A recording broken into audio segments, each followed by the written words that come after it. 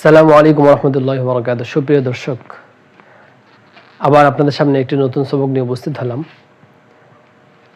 আমরা আজকে দ্বিতীয় নম্বর আদ-দারসুস সানি শুরু করব। তো আদ-দারসুস সানি বলতে এটি আমাদের ক্লাস অনুযায়ী, এশার বিশিকের অনুযায়ী নয়। এশার বিশিকের আদ-দারসুস সানি অন্য একটি, যাকে আমরা আদ-দারসুস সানি বলেছি দ্বিতীয় দিন ক্লাস হিসাবে আর কি। তো আজকে আপনাদের সামনে যে শব্দগুলো আনা হয়েছে, গতকালকের শব্দ আর আজকের শব্দের মধ্যে একটু পরিবর্তন আপনারা লক্ষ্য করতে পারবেন। এক নম্বর পরিবর্তন হলো, আমরা গতকালকে যে শব্দগুলো এনেছিলাম সে শব্দের শেষে গোলতা ছিল না, অর্থাৎ গোলতা মুক্ত শব্দ। কিতাবুন, কলামুন, কুরসিয়ুন, বাবুন, মিসবাহুন ইত্যাদি ইত্যাদি। আজকের যে শব্দগুলো আমরা এনেছি এই শব্দগুলো হলো প্রত্যেকটার শেষেই গোলতা যুক্ত রয়েছে, প্রত্যেকটার শেষেই গোলতা যুক্ত।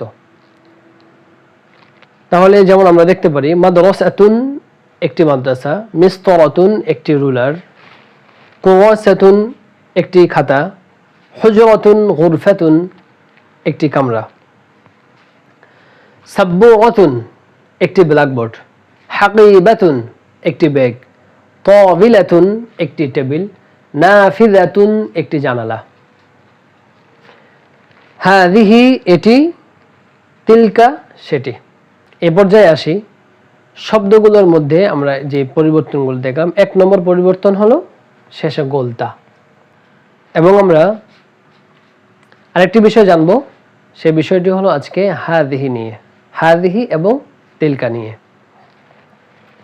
হাযিহি ইহা এটি, তিলকা উহা সেটি। গতকালকে আমরা পড়েছিলাম হাযা এবং যালিকা দিয়ে। হাযা এবং যালিকা এই দুটি শব্দ আমরা ওই শব্দগুলোর শুরুতে এনেছিলাম যেগুলোর শেষে গোলতা ছিল না, অর্থাৎ গোলতা মুক্ত শব্দের শুরুতে আমরা আনবো। আর হাযিহি এবং তিলকা এই দুটি শব্দ আমরা যে সমস্ত শব্দের শেষে গোলতা রয়েছে এই শব্দগুলোর শুরুতে আনবো। যেমন আজকে একটু পড়া যাক। হাযিহি মাদ্রাসাতুন এটি একটি মাদ্রাসা, হাযিহি মিসতারাতুন এটি একটি রুলার, হাযিহি কুররাসাতুন এটি একটি খাতা, হাযিহি হুজরাতুন অথবা হাযিহি গুরফাতুন এটি একটি কামরা। এই দিকের শব্দগুলো আমরা তিলকা দিয়ে একটু তামরিন করে নিই। তিলকা সাব্বুআতুন সেটি একটি ব্ল্যাকবোর্ড, তিলকা হাকিবাতুন সেটি একটি ব্যাগ, তিলকা তাবিলাতুন সেটি একটি টেবিল, তিলকা নাফিযাতুন সেটি একটি জানালা। আমরা গতকালকে জেনেছিলাম হাযা ও যালিকা যেভাবে নিকটবর্তী ও দূরবর্তীর জন্য ব্যবহৃত হয়, অর্থাৎ হাযা নিকটবর্তী এবং যালিকা দূরবর্তী, ঠিক তদ্রূপ আজকেও আমরা হাযিহি এই শব্দটি ব্যবহার করব নিকটবর্তী কোনো শব্দের জন্য। তবে নিকটবর্তী শব্দের জন্য ব্যবহার করব ঠিক, কিন্তু নিকটবর্তী ওই শব্দ যে শব্দগুলোর শেষে গোলতা রয়েছে। আর তিলকা ব্যবহার করব ওই শব্দগুলোর শুরুতে যে শব্দগুলোর শেষে গোলতা রয়েছে। তাহলে হাযিহি এবং তিলকা এই দুটি শব্দ এক কথায় বলতে গেলে হাযিহি ও তিলকা এই শব্দগুলো প্রত্যেক গোলতাযুক্ত শব্দের শুরুতে আমরা ব্যবহার করতে পারবো। আর হাযা এবং যালিকা এই দুটি প্রত্যেক গোলতা মুক্ত শব্দের শুরুতে ব্যবহার করতে পারবো। এটাই হলো নিয়ম। এখন বলা যাক যে হাযিহি তিলকা আর হাযা ও যালিকা এই দুটি শব্দ তো আমরা বুঝতে পারলাম যে গোলতা যুক্ত শব্দ ও গোলতা মুক্ত শব্দের শুরুতে আসবে, এগুলো আমরা বুঝতে পেরেছি। এখন আমরা আলোচনা করব যে যে শব্দগুলোর শেষে গোলতা নেই, গোলতা মুক্ত শব্দ, যেমন বাবুন, কিতাবুন, কলামুন, কুরসিয়ুন, মিসবাহুন ইত্যাদি। অর্থাৎ যে শব্দগুলোর শেষে গোলতা নেই সেই শব্দগুলোকে কি বলে, আর যে শব্দগুলোর শেষে গোলতা আছে সে শব্দগুলোকে কি বলে, আজকে আমরা এই বিষয়টি জানব। আমরা শেষ পর্যায়ে চলে এসেছি, আর হয়তো 1 মিনিটের মধ্যে শেষ হয়ে যাবে ইনশাআল্লাহ। তাহলে আমরা শেষের দিকে যাই। যে সমস্ত শব্দের শেষে গোলতা নেই সে শব্দগুলোকে বলা হবে মুযাক্কারুন। মুযাক্কারুন অর্থাৎ পুরুষলিঙ্গ। যে শব্দগুলোর শেষে গোলতা হয় না সে শব্দগুলোকে মুযাক্কার বলা হয়, মুযাক্কার।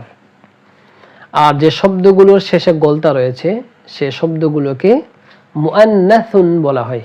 মুআন্নাসুন, মুআন্নাস স্ত্রীলিঙ্গ।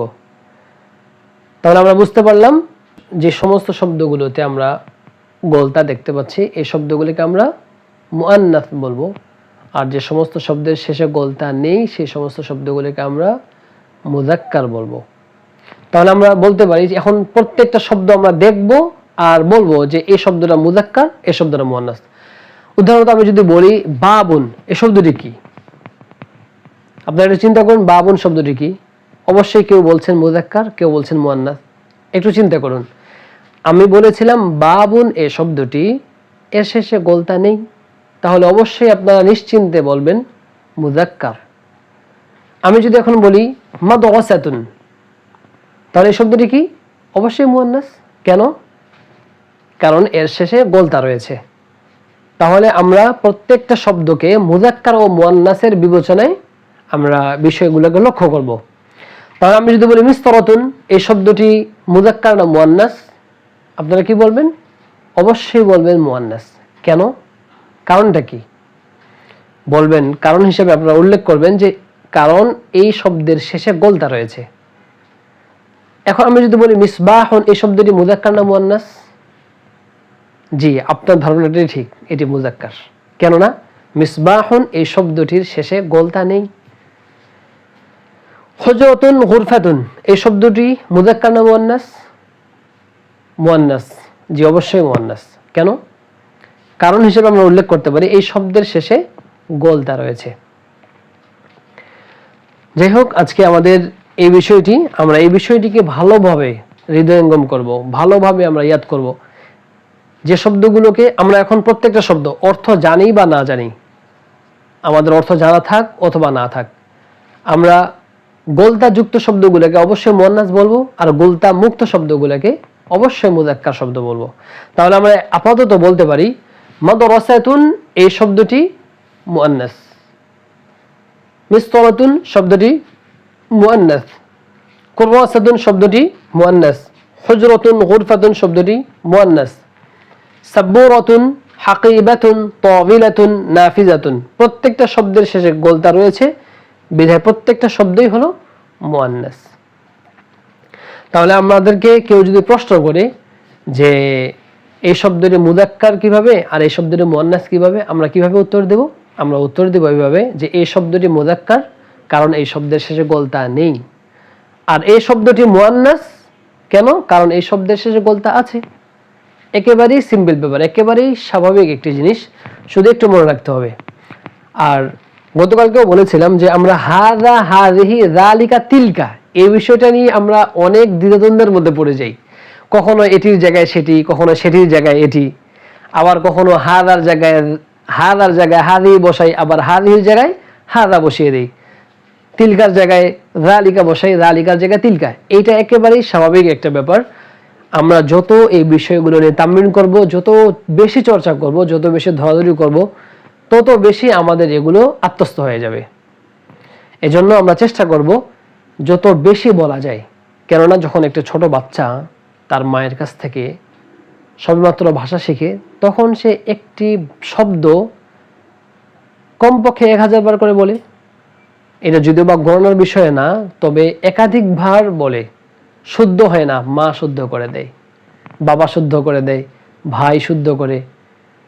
আমরা ছোট বাচ্চাদেরকে নিয়ে অনেক মজা করি, অনেক মজা পাই, কারণ সে আব্বা ভালো করে বলতে পারে না, আপু ভালো করে বলতে পারে না, কোনো একটা শব্দ যখন বলে তখন সেই শব্দের 12টা বাজায় দেয়।